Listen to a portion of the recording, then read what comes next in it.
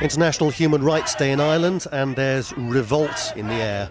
Thousands on the streets who say their rights are under attack from a government that wants them to pay hundreds of dollars a year for tap water. You going to pay? No. They said they'll put you in jail, you know. They can have to take 10,000 of us all at once. There you go.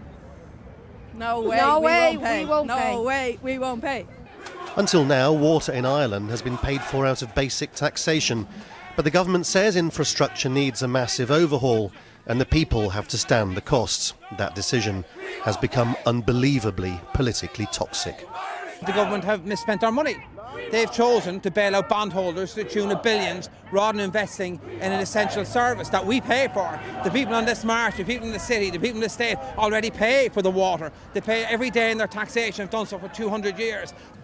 Children out of school, people off work, huge crowds outside Parliament. This has become a political crisis.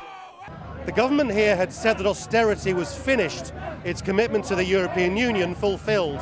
The water charges seem to represent almost a more American way of doing things, charging people directly for what they use.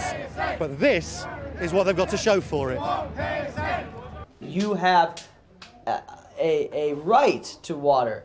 Your water will always flow. Ironic then that the protesters have been given support and perhaps a glimpse of their futures from these campaigners from Detroit, the bankrupt American city where the poor have had their water turned off. It isn't a vision they much care for. It's a devastating thing. Psychologically, it's probably the hardest thing, to deal with, is the fact that water is all around you, but you don't have access to it. And it's not because it's not there, it's because someone else has said, you don't deserve it because you didn't give me what I said I wanted. And outside the organised protests, this sort of thing is now happening every day.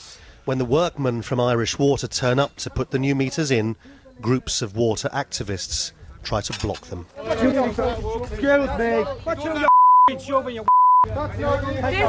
is what the workers do. They push us around the place. We can only try and stop them. Several years of austerity here caused nothing like this, but the idea of Ireland's poor having to pay for water while the country's creditors grow rich has tipped the country over the edge, and the government never saw it coming.